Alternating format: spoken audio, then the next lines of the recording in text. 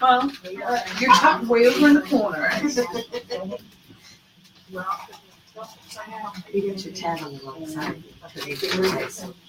While you're sleeping. So you can find them all at earthactivity.org, or go to my website, johnhoff.org, and find the whole schedule. So also, I want to let people know that my sequel to the Fifth Sacred Thing, City of Refuge, is out, and you can find that on my website.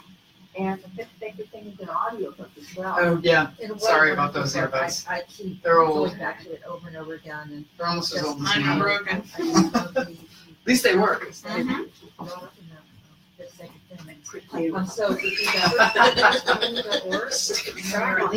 I need a fidget and spinner. I am so in the vote of food and farm activists Yeah, are a terrific model. And then I also want to point out this to all of our listeners, and that is maybe we need a movement called Reclaim the Commons.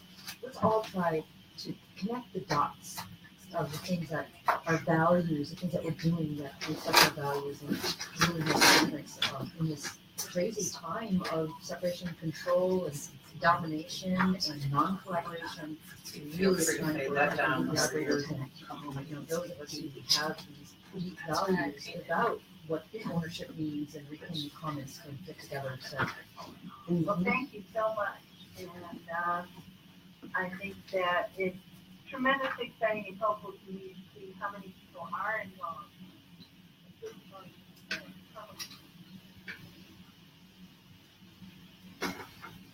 You are listening to WEFT Champaign 90.1 FM. Listen to Rootstock Radio every Monday at 5:30 on Left Community Radio. Coming up next is In the Know, a Left-produced public affairs show that highlights locally available resources.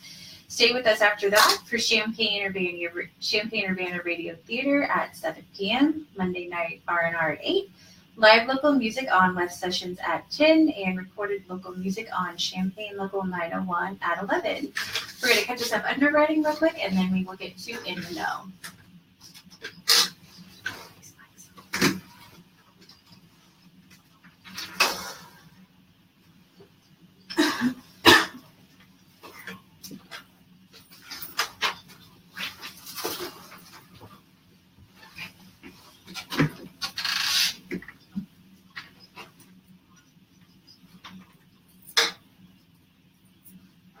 Good evening, CU community. You're listening to WEFT 90.1 Champaign. Welcome to In the Know, a public affairs show where social issues, trending topics, relevant research, and important perspectives are discussed so you, the listener, can be in the know. The opinions expressed on this show are those of the host and guests and not of WEFT. We're live streaming on my personal Facebook page, Sherry Williamson. Listeners are welcome to submit comments and questions on the Facebook live stream or via Twitter at Nature79.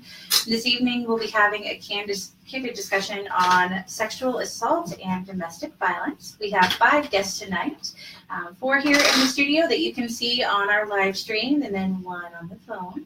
I'm going to have everybody introduce themselves. We're going to start over here with Tom. Hi, my name is Tom Miebach. I'm a licensed clinical social worker. I'm currently working as a counselor at the University of Illinois Counseling Center, and I have a background in mental health crisis intervention in this town. Hi, my name is Emily Barnum. I am a clinical counselor at the University of Illinois Counseling Center, and I primarily do work with trauma and trauma response. I'm Lisa Little. I'm the lead court advocate for Courage Connection, the local domestic violence program. I also am a role player with Police Training Institute, doing acting as the victim in scenarios for sexual assault and domestic violence. And hi, I'm Marella McMurray. I work at Courage Connection as well. I'm running as the program manager for our emergency services. And I have a lot of experience working with victims of domestic violence, sexual assault, and victims of trauma in general. Okay, and calling in from DC, we have Kate. If you can introduce yourself.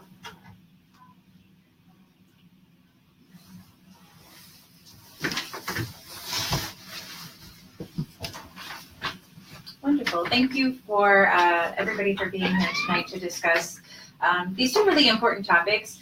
Like I said on previous shows, a lot of what I want to be able to do is dispel misconceptions that people have when you're just looking at headlines and you're just looking at what the media portrays when it comes to different topics. So like always, we're going to jump right in. Kind of want to get everybody's definition on what each of these topics can be defined at. We'll start with sexual assault. When you're discussing this with other people, how do you define sexual assault? We'll start over here with Courage Connection. We usually define a sexual assault or rape as unwanted physical contact in what we explain to children, especially in their private places that you don't want people to touch, your breasts, your genital area, and your bottom. However, it can also be just touching someone without their consent, constantly hugging someone, making comments about them. There's a difference between sexual assault and sexual harassment, but sexual assault tends to involve, in our definition, some type of contact. Okay. Yeah, I would agree with that. Nothing to add. In our work, we emphasize the lack of consent and the unwanted touch as well. Mm-hmm. So, what are typically I think again, when people are thinking of victims of sexual assault, they look at what the media portrays, somebody who looks like they've been, run over by a semi. That's not always what we're seeing. So when you're dealing with clients, what are the signs that you see of this type of trauma? So I would say that there's no real one way that anybody looks when they experience a trauma, that individuals who experience trauma can experience a wide range of symptoms. They can feel things like panic, they can experience fear, they could experience just wanting to kind of move on from their situation, that there's no really right way to experience or react to a trauma, that each person's own reactions are right in themselves. So those are things that we kind of emphasize, is that each person's reaction is the right reaction for them. Okay. The one thing that I would add to that is, regardless of how the person's behaving, especially in a sexual assault, our first step is to believe what they're telling us, not to question why or what did they do, but just to acknowledge that what they are telling us is actually what happened. We also have had clients who are giddy, who are laughing, which seems totally inappropriate to trauma, but it's very normal to have any range of reactions. Mm-hmm. So instead of looking at the reaction, look at what they're telling you. Right. So the coping mechanism they use doesn't have to necessarily be what you would think would fit a trauma situation. Exactly. Yeah. And importantly, especially when it comes to something like this, validating, like you said, what they're saying so that they recognize that they're being taken seriously, because I think that is one of the concerns we have as a society, is when somebody, as they say, screams rape, which I think is a very impersonal way of describing this. This isn't somebody who it's, Chicken Little saying the sky is falling. This is something that has happened to them that, even though we've kind of put more of a uniform definition on it, even individual definition of what sexual assault is, you're saying, this is what happened, this is why it made me uncomfortable, and then you're showing how you're working through that. So definitely lots of myths around sexual assault. One, that sexual assault, rape is not about sex. A lot of people think that this is just somebody who's sexually energized, or you have a couple who it's gone too far and now it's escalated to a place that maybe the other person isn't comfortable with. So when people focus on this idea that it's just about sex, how do you explain to them that it's not? Well, I do think it's true, and it's an important distinction to point out that oftentimes sexual assaults are more about control and power, and the sensation of exerting power over someone else is perceived as weaker. We know that does seem to be a commonality in the mind frame of those who perpetrate. And I think to define it as more about sex sort of misses the point and kind of creates a discussion that takes us in a different direction, that misses the actual content that we need to be discussing, which is diffuse assaults are taking place, individuals are being overpowered, and that's a great source of the trauma involved. I agree. However, I would caution using the word overpower only because it doesn't have to be physical. Coercion can be done verbally, through alcohol, through drugs, through any number of means. It can also be a feeling of intimidation that I feel if I don't go through, something bad's going to happen to me. And there is no real threat, but that feeling that I have to do this to get out of this situation, that giving in because I have no other means. So while there are times when the actual physical overpowering certainly happens, we also need to recognize that many, many people never have bruises, scars, physical scars. They have emotional scars. And there's usually no genital trauma, where they often think bystanders believe that there has to be some type of physical trauma, that she had to have fought back, or it has to be a physical assault. Sometimes victims freeze, they don't move, and there is no physical trauma, but the rape definitely took place. So one of the other myths that I found, because there's a lot of myths, when you look this up, there's so many myths. One says a victim has to say no for it to be sexual assault. And so what you're explaining is that's not the case. It doesn't have to be something where there's any type to be considered, sexual assault. You were gonna. Yeah, so one of the things that we often talk about with students on campus is talking about what consent is, and that the absence of consent could indicate that a sexual assault happened, and that consent has to be verbal, it has to be mutual, so both parties have to agree, it has to be sober, and it has to be continuous throughout the act. And that if somebody is underage, if somebody is incapacitated, if somebody is asleep, they cannot give consent. Yeah, so I think one of the other myths kind of along that line, especially the point of saying that it has to be continuous throughout the act, is sexual arousal means nothing happened. So if their body physically responds to what's going on, that automatically means, well, you're consenting. But I think we recognize that what our body does is not always necessarily what our mind is saying. And even if that's happening and somebody isn't verbalizing a no, if somebody is not getting, express consent, that this is still sexual assault. So why do you think people go along with this idea that, well, physically they responded, so that automatically means I had the right to do what I had started to do, even if somewhere through the act they changed their mind? My opinion would be that we've often looked at sexual arousal as being something we have control over, especially women. Men maybe a little less, especially when you talk about teenagers. However, in many ways, just stroking, moving, doing some type of physical action to the genitals can cause your body to respond. But we've been conditioned to believe that you respond because you want to, not because that's a physiological response to stimulation.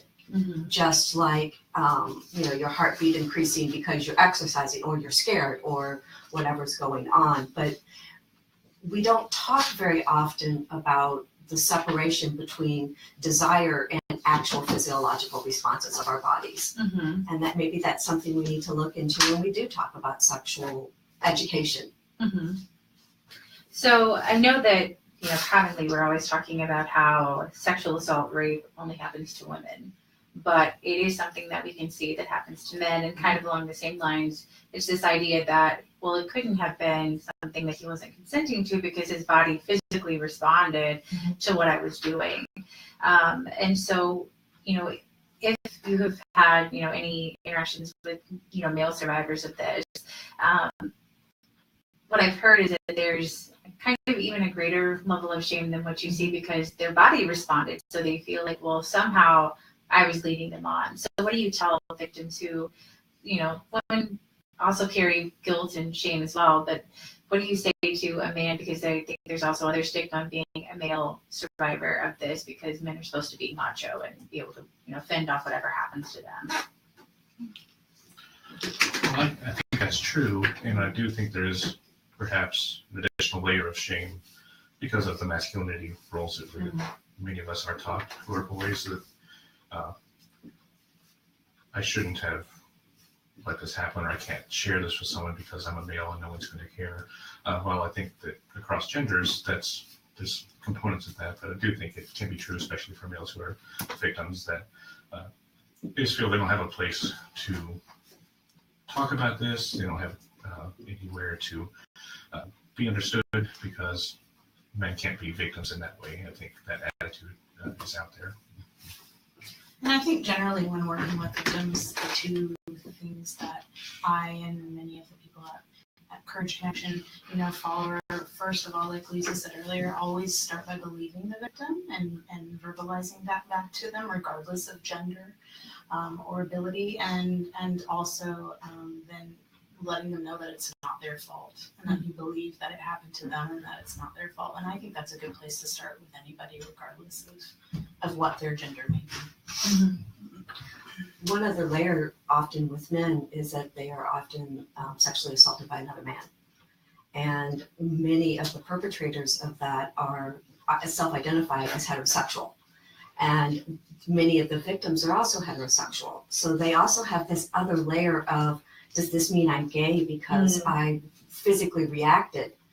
And a misunderstanding from the community of somebody, a man comes and says, a man raped me. Well, you got excited about it, so obviously. Well, that's not true at all. That's, again, our bodies physically reacting regardless of our fear, trauma, and lack of desire. Mm-hmm.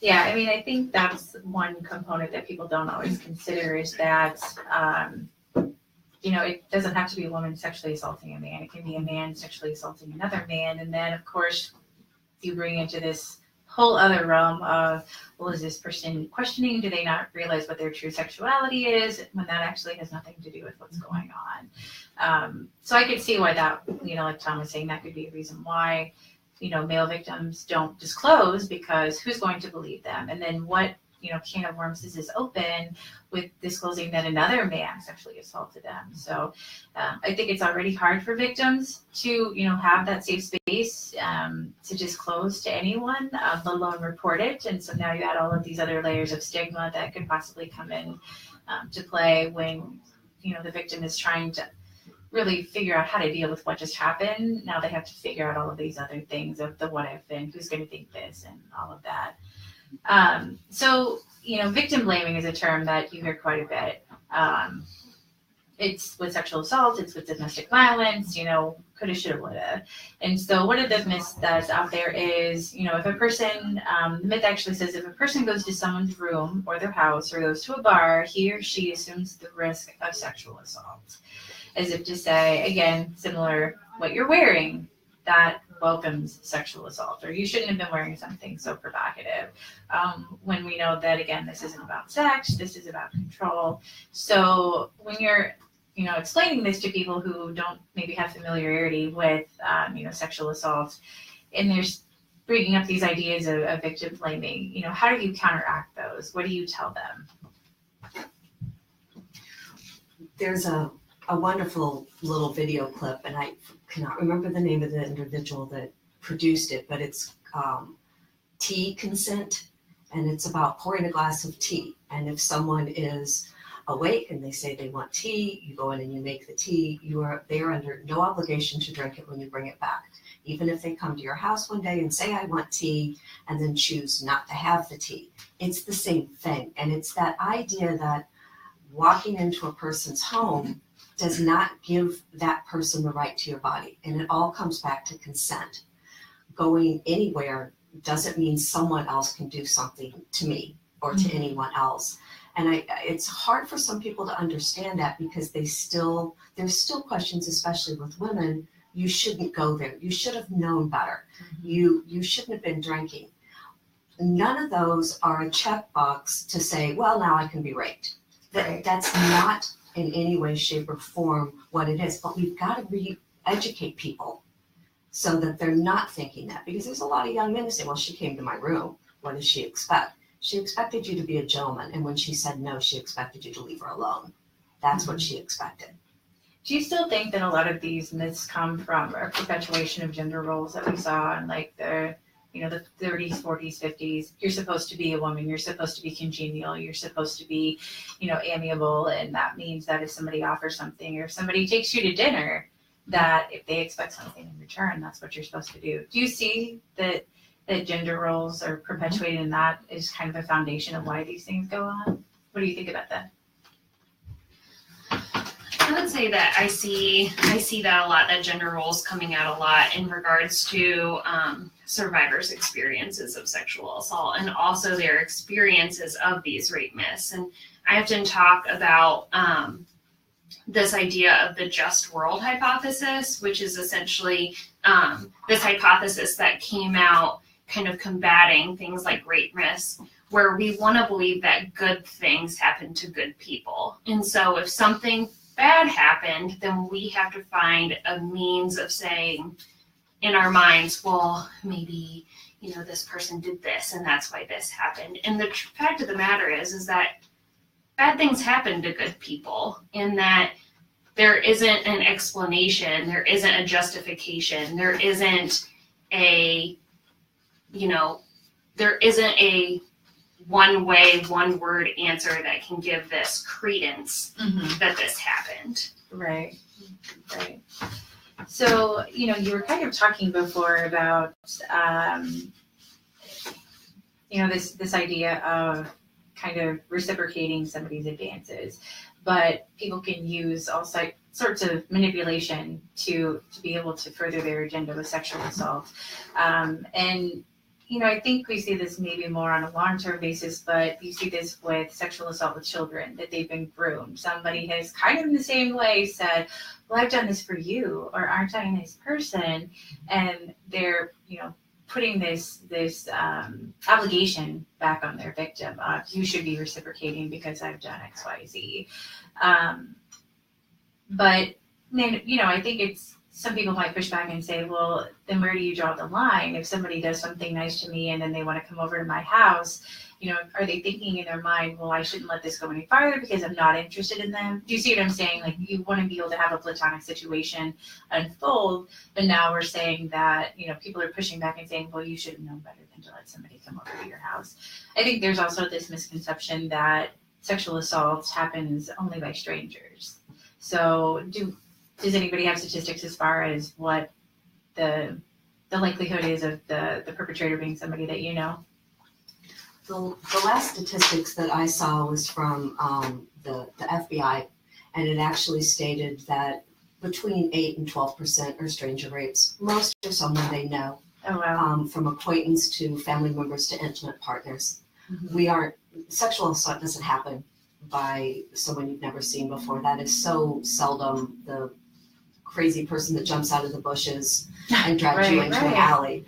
But that's the myth, that idea of the perfect rape. That's what rape really is. When it's the person who takes you out to dinner, and a lot of young women will feel an obligation. Well, they took me out to dinner. I don't want to seem rude, instead of understanding that she has the right to say no. And then she feels so guilty moving forward. Why didn't I do anything? I didn't really want it, but I didn't tell him no flat out. Right. So we need to empower women. We also need to teach young men that women's bodies don't belong to them. Right. Yeah. So, I think that's another myth that, since we're talking about familiarity with the perpetrator, that it's not possible for somebody who's a spouse or paramour or partner to sexually assault their partner. Or even this idea that, well, we slept together once, so that means if I wanted to sleep together again, why wouldn't you agree to that? So, there's this idea that it's impossible for somebody who you've been intimate with or have any type of intimate relationship with to sexually assault you. When you're responding to clients who have experienced it with somebody that they're very familiar with or have been intimate with before, what are you telling them? Because I think probably at a certain level they're questioning, was this really sexual assault? I mean, for me, one of the biggest things that I like to talk to people about is just the fact that at the end of the day, their body is their own and it always belongs to them.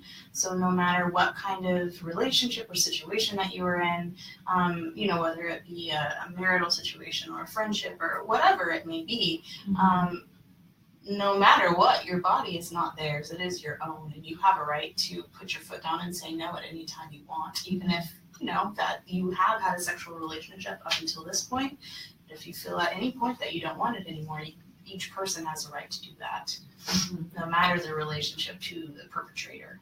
Right. And I think, again, kind of going back, what you've expanded on and what Emily said before, continuous consent throughout an act, because I think it is very possible for somebody to think that they are ready or they want to have an intimate encounter with somebody, and then once it happens, they get a feeling that this isn't what I want after all. And so I think it's, you've gotten the green light, and so all of a sudden they think, well, the green light's the green light. That's the color it's going to be all night. So this is what we're going to do. When, like you said, when it comes down to it, at any point in time, I think this is especially something to impress upon, teenagers, because it can be so hard for them to have that break there on either side, either the one being told no or the one having to say no, that this isn't what I want after all. So, kind of expanding on what you were saying, if you're working with teens and it's just hard to verbalize it, or maybe they feel embarrassed because now they don't want to do it, are you offering anything, beyond, what you just said as far as, your body is your own? I mean, is there anything that you would say differently to a teenager versus somebody who's an adult? Usually with our teenagers, they've experienced sexual assault multiple times and don't realize that it's happened to them. And when they do, the sad thing is they feel bad about it. They have questions about it. Very few teenagers who have been in truly consensual relationships come to us later and say, I didn't want to do that. It's the ones who felt there's something off about this. And it's not just telling girls that, yes, please say either yes or no, and please speak up, but it's also telling both sides when somebody's not responding anymore, if they're just laying there. When somebody's crying, they don't want to have sex with you. And I've had young women tell me, I was crying, and he kept going, and he told me later, well, you didn't say no. Well, she did. She said no very loudly, and you chose to ignore her. So looking at things that make you uncomfortable, recognizing, like Marella said, the right to your own body to say, I don't like this anymore. Yeah, I liked it 3 minutes ago. I don't like it now and I want to stop. And knowing that you'll be respected enough that it does stop. Because very often what we get is, oh, you want it. We've gone this far. You still want to do it. It's that pressure. And then we get a lot of people being coerced to give in when they didn't really give in. So it gets hazy, it gets messy, and it's so hard not only for outsiders to understand what's going on, but for the person who's experienced themselves. Was I raped? Was I sexually assaulted? Did I give consent? What does this look like? And then we get arguments that there's false reporting constantly. Right. And the level of false reporting is no different for sexual assault than it is for any other felony crime. But the misbelief in the general public, and even with some law enforcement officers, that 50 to 60% of sexual assaults are false reporting. I hear this constantly working with law enforcement all over the state. And that's just not true. There isn't a single study that proves that when you really look into these cases, the false reporting is the same as the false reporting for even homicide, even aggravated battery, and it's less than for grand theft. Yeah, last week when we were talking about child abuse, we said, it would be better to have, even a handful of reports that ended up being false than to have all of the others go without, our true actual reports being, kind of pushed by the wayside just because people have this idea that there's false reporting that's going on. I know recently there was an article about some more wonderful decisions from our federal government, where they were going back on the Dear Colleague letter that Obama issued, which some people feel it's making it harder for victims to report on campus. One of the arguments was because of false reporting. We don't want there to be situations where, girls on campus are false reporting. When you read that article, which is everybody taking a glance at that, what was your first reaction when you saw that? I don't think it can be said on radio what my first reaction actually was. But they don't know what they're talking about, because this is actually making it much more difficult. It's hard enough to report. The stigma, the questions, especially if it hits the media, the comments you're going to get are ugly and hateful. Anyone who has the strength to go forward with any type of prosecution of any kind puts themselves in a position of being attacked again. And the re-victimization that happens through the courts is extraordinarily difficult. So this is only making it more difficult for survivors to feel safe, to feel that they have a voice, to feel that they're going to be heard. Right. Emily, you look like you have something to say. Well, I think one of the things I continue to think about when I think about the media's view, or when I think about what I'm hearing in the news cycles, or things like that, I'm thinking about how much blame or how much pressure is put on the survivor to verify their story, to explain this really happened to me, and the fear, no matter what that person's gender, sexual orientation, the fear of, is somebody going to believe me? And that's a legitimate fear, hearing what that person is hearing in the media from other people. And it shouldn't be. And I think part of the discussion needs to be not only, about consent. Why is, when I go out and do prevention programming, I'm often just asking a simple question. Why are you not asking for consent? And you'll hear messages such as, well, it's awkward, or it's too much pressure for me to be smooth and be cool and to look like I know what I'm doing. It's a lot of pressure. And my reaction to that is, well, asking is a win-win, because if you ask and the person says no, then you're not hurting them. And if you ask and they say yes, awesome. You're in a consensual sexual situation. And we're not saying that piece to women, to men, to anybody. We're not having that conversation. And so then the message is, well, then something must, then this person, something must have been wrong, or something, this person did something wrong, or these messages that survivors aren't legitimate are, taken out of proportion. Well, I think media, unfortunately, society sets a precedent, because you see, stories come up in the headlines. We have Harvey Weinstein now, who's front and center.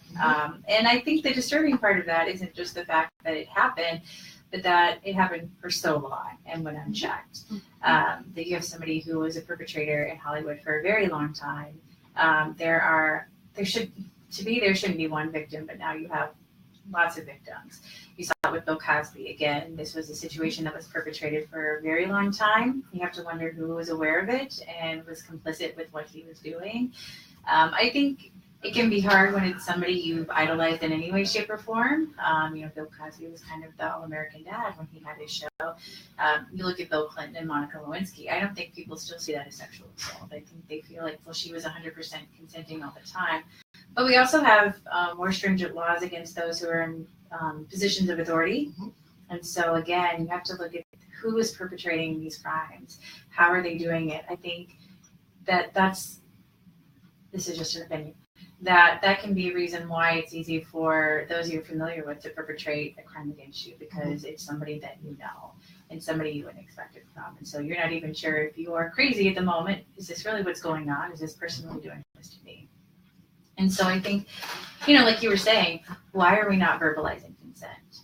especially if it is somebody you're familiar with, or if it is really on the up and up, why are you not able to have that verbiage in that situation to say, you know, I'm really into you, I'd like us to do this, and get some feedback at that moment. Because like you said, it's a win-win if it's consensual, and if it's not, at least you know where you stand in the situation. But I think especially when we're trying to educate our youth, this needs to be a practice that they get into, not just assuming, well, you're my girlfriend or you're my boyfriend, so this is what's going to happen. I think we've unfortunately seen that if we're not educating the right, you know, first step of verbalizing consent, you open a complete Pandora's box of this being a continual issue. Go ahead. Yeah, no, I think that's right. And I would just like to add to that, going back to some of the things we talked about with gender norms, and I do think that more work needs to be done among males of holding other males accountable. Of course, be mindful that there's lots of different variants as far as gender in terms of these issues we're discussing, but there are a majority of male perpetrators, and I think there's a larger culture where men feel entitled to women's bodies, and that it really needs to be addressed. And the focus of talking about these issues so often becomes an issue of, well, how do women stop this from happening to them? When we need to really also talk about men need to stop doing this, and shift the focus to perpetrators not perpetrating, as opposed to how do people protect themselves against it, as though it's an assumption that it will take place. Right, yeah. And can I just say too, when it comes to education, another thing that I think is important is to talk about what kind of relationship sexual assault can happen. Because I think oftentimes when we think about it, we think about, you know, how we talked about before, we think it's sex. And so it's a sexual, you know, exchange between two people. And so this probably happens, right, with people who are dating or in relationships. But, you know, we see a sexual assault in all sorts of situations. So if you look at individuals with disabilities, you know, the huge range of ability that these individuals have, some of them are completely nonverbal. You know, some people with disabilities are verbal, but just thinking about that population, you know, we think about children population, the elderly population, different people that have caregivers, and thinking about the fact that sexual assault can happen in all of these different forms of relationship. Right. It doesn't just have to be a romantic sexual relationship or friendship or whatever between two people. Yeah, that's a very good example. Kind of moving into domestic violence, because I think these two have a lot of underlying issues. You know, one of the things that people kind of talk about is that domestic violence is cyclical. That, you know, if you're a child who grows up in a home that has domestic violence, you eventually become the perpetrator or you become a victim, because this is what your norm is now. You've grown up in a house of chaos. But again, to kind of go back to the very first step, we were talking about sexual assault. How do you define domestic violence? Because I think a lot of people, you know, kind of what we were saying, you have to have bruises. You have to have something that shows that you're an actual victim. But I think we're completely aware that there's multiple ways for somebody to be abused, especially by their partner. Domestic violence is a pattern of behavior that attempts to exert power and control over another individual, usually one that is in a family or intimate partner relationship. It takes the form of financial, sexual, physical, emotional, and psychological abuse. And I would actually add another one now, which is technology, the use of technology to abuse. It is about power and control. It's not about care or respect or loving. It's about making that person do, be, or act the way you want them to. Mm-hmm. That's a good way of defining it. Again, I think we see relationships and we think, you know, this has to be consensual. If you're a victim, then you're a victim by choice. You know, why are you staying with somebody who's abusing you? You're completely aware of what they're capable of. But again, I think we need to correct that and help people understand. On average, if anybody has a statistic to share, how many times does a victim have to attempt to leave their partner before they're successfully able to do it? 7 to 12. Oh, wow. That's a lot. Yeah. And to think that each time they leave, that can kind of up the ante, where the abuser may be even more abusive and escalate because you have attempted to circumvent their control over you. And so now I have to show you how much control I have and why you can't leave. I had a friend who was, this was several years ago, but it was my first kind of opening moment about what domestic violence really was. Her partner had basically explained that if you ever try to leave me, I will kill our children. It was just a very blanket statement, one that he made after she attempted to leave for the 4th time. And he felt like that was the only control he had left to assert over her, was the children. He'd taken away money, he'd isolated her from friends, done all the typical steps that an abuser would do. But she had, dared to stand up for herself, and that was the only way that he had to, fire back on her. But when you're, they say you go to work with your coworkers and maybe you never understand what's completely happening behind doors, again, with sexual assault and things like that. Is there any way to tell if somebody is a victim of domestic violence? On the surface, not necessarily. There are some things that you might see if you've known someone for a while. Some of the things like she quits doing, or he quits doing things that they've always done before, like outside activities. If they were on a softball team, they're not on it anymore. Mm-hmm. Their appearance has changed. They tend, if they're out with the other individual, they tend to cut their eyes to them before they answer questions. Mm-hmm. The other person is always playfully, and I say that with quotes around it, playfully putting them down, but they're constantly being insulted, even in a joking manner, which can be a form of abuse, especially in the way the person reacts to it. But victims and abusers, we know them. We all know them. We see them every day, and we have no idea, especially with batterers, that's who that person is. Often working in the court system, I'm one of the few people in the domestic violence program that sees batterers every day as a court advocate. And when we take a victim in to help her get an order of protection, she's usually there by herself. The batterer has an attorney and his parents and a religious leader and his boss and his new girlfriend and all these people talking about how great he is, because there's 2 sides. There's a Jekyll and Hyde. They're very good at making everyone else believe that they're great people and that the victim is the one to blame. And they will tell you, I'm the victim in this case. She did these terrible things to me. Mm-hmm. So many people are taken in by the batterer's behavior, and they truly believe that he's this marvelous person and she's this wretched human being, when it's actually the other way around. And not saying that men can't be victims, because they can't. Right. But approximately 85% of perpetrators are male and 15% are female. Yeah, just kind of sharing my own personal experience. Last year I had to get an order of protection against my ex. I was pregnant at the time, and when we broke up, he decided to escalate things to an unsafe place, and I felt like, if you're doing this while I'm pregnant, I have no idea what you're going to do when I'm not. The part that surprised me, and I had some great support with that from like the Women's Center on the UIUC campus, but when I went in front of the judge and he made his final decision, he said, I do feel like you are partly to blame for this, and the only reason why I'm issuing this is because you're pregnant. And I just kind of sat there in disbelief. Of course, I didn't say anything because we're in the courtroom, and I didn't want to fuel the fire of him thinking I was crazy.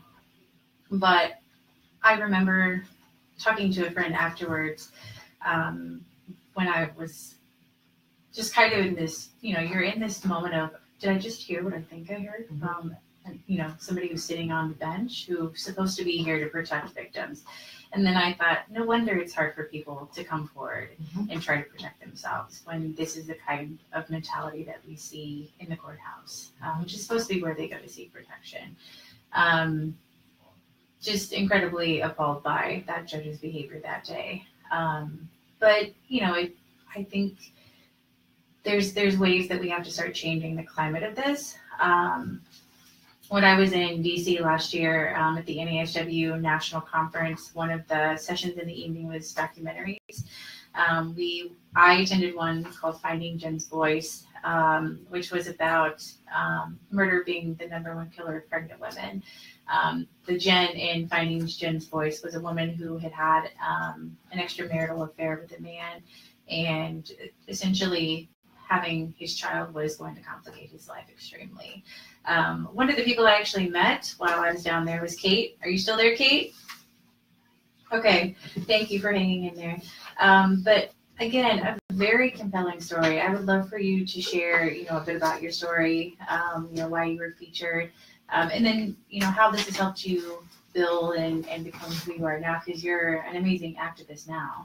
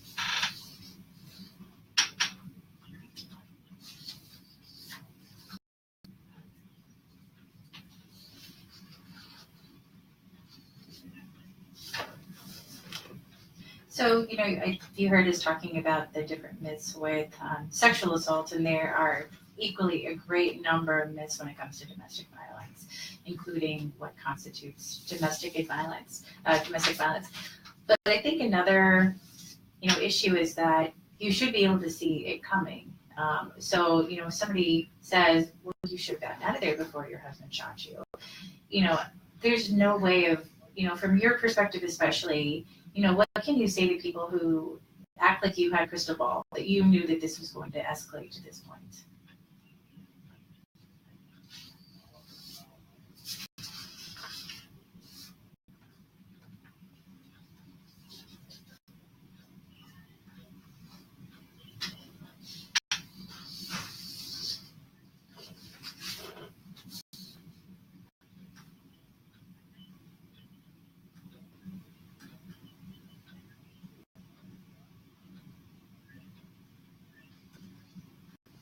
Mm-hmm.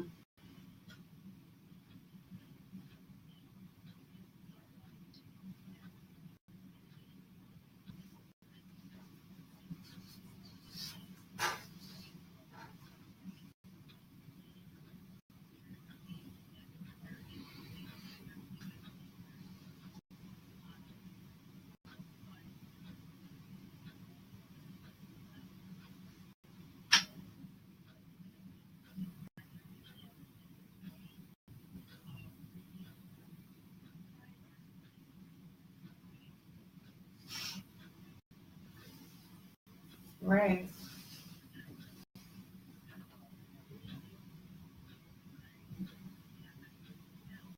Mm-hmm.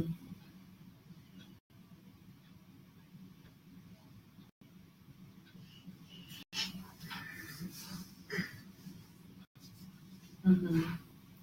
Yeah, I know this was more of an emotional reaction, but when my ex and I broke up, I said he was a textbook sociopath.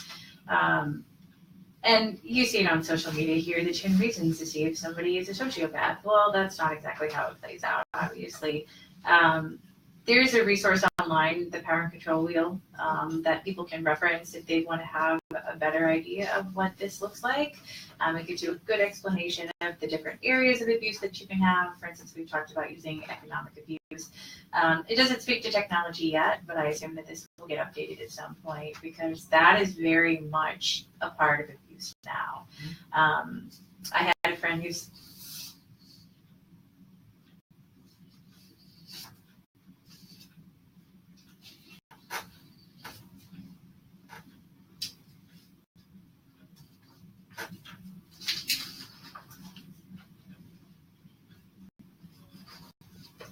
Mm-hmm.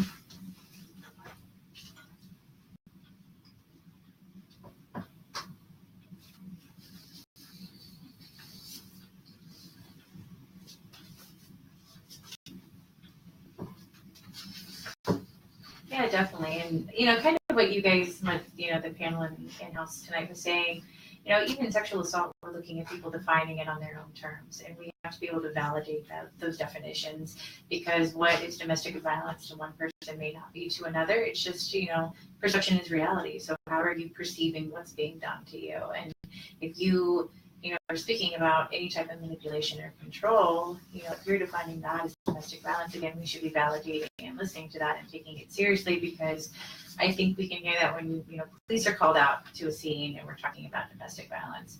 Well, I would really be appalled if I ever heard anybody say this, but if anybody's even, skirting the line of, well, what did you do to make this happen tonight? Again, you're perpetrating this idea that the victim has done something to deserve it because they're not, well, if you just follow the rules. Again, like Marella was saying, it's still your body, it's still your life. You still get to make your own rules. Somebody else should not be dictating to you what happens to you. I think that alone by itself is a way to define what's happening to you. Gaslighting, I know, is something that a lot of abusers use. Well, this isn't really sexual assault, or this isn't really domestic violence. You're just making this up in your head. So again, I think that's another way to keep people under control is to make them feel like they're crazy for even assuming that what's happening to them is inappropriate. Yeah, definitely if people have a chance to watch Finding Jenn's Voice, it's an amazing documentary. Kate is in the documentary and shares her story in a very, very powerful way. But just want to get to a couple more myths before we close up the show tonight. I think there's this idea that there's a certain demographic that both sexual assault and domestic violence happen to. There's this idea that it's minorities or it's people who are in poverty. I think somebody mentioned it earlier, Marella, you talked about the different scenarios that it can happen in. So obviously victims are across the board. Is that what you're seeing in the work that you do? Is that this is not just one demographic? Absolutely. Interestingly, in our work, because we're a non-for-profit, most of the people that we do see will be lower income. Higher income people, even when isolated, have other resources, and those other resources often don't have to keep statistics. We do. Mm-hmm. So if you look just at statistics of who comes in, it looks like this skewed lower income level, when that's not true at all. It's across the board from every socioeconomic group, every religious group, every community. It doesn't matter where you're from. It's approximately 1 in 4 relationships are abusive relationships. That's a staggering number. Mm-hmm. Is that kind of what you're seeing on campus also? Is that this is not just one background or demographic we're looking at? Yeah, I think that's the national statistics. So if you look at organizations, if you look at the Department of Justice and the statistics they're putting out, that is equivalent to what we're seeing across the board. And counseling centers and community resources and private practices, that's what's seen because that's the national statistic. All right, well, before we close up the show, if everybody can just speak a little bit about the organization that you're coming from, what services you provide, how you can help both victims of domestic violence and sexual assault. That way we can promote resources for those who really need them.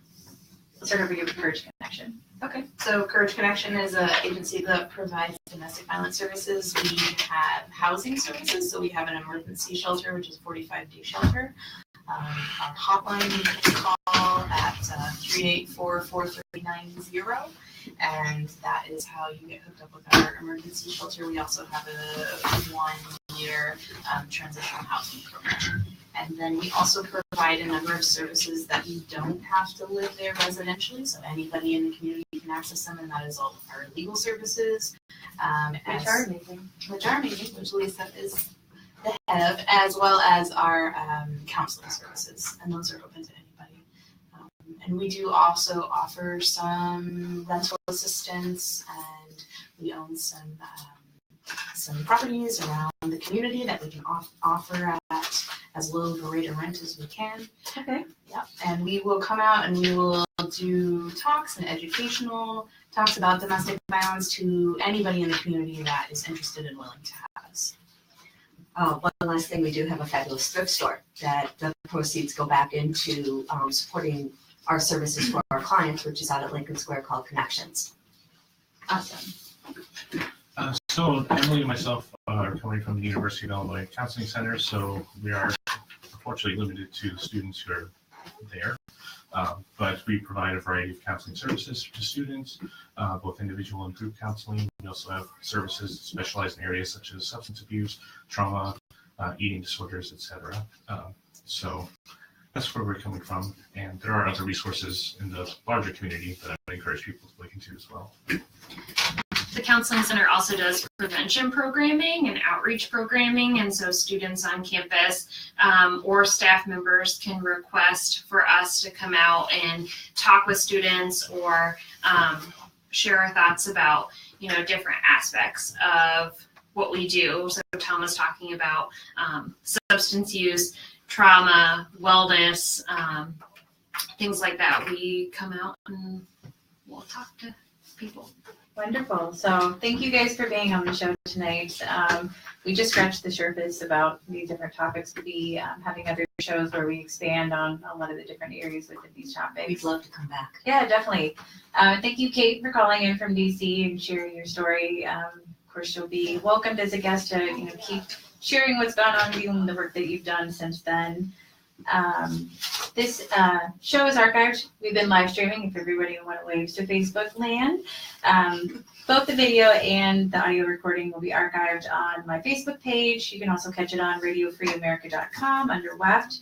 It's also on my Tumblr blog at InTheKnow217. Tune in next week. We'll be discussing bullying. We'll have Dr. Dorothy Espelage, a former faculty at the U of I, and Jonathan Westfield, a CPD officer who's offered this type of programming throughout the community. Thank you again, everybody, for coming out. Stay tuned. We have wonderful additional programming coming in after In the Know. Thanks again, guys. Thank you.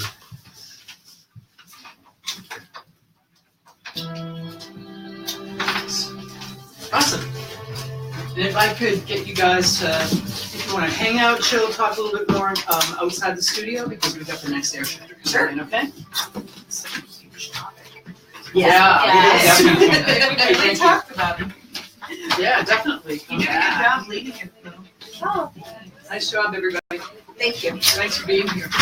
If you guys can hang out for just a second while I get out there, I want to just talk about one more thing. Yeah, and there's actually a sign-in book that's on that little credenza. If you could sign in, that'd be great. Okay, sure. Thank you. Thank you so much. Thanks for. Oh, yeah, no problem.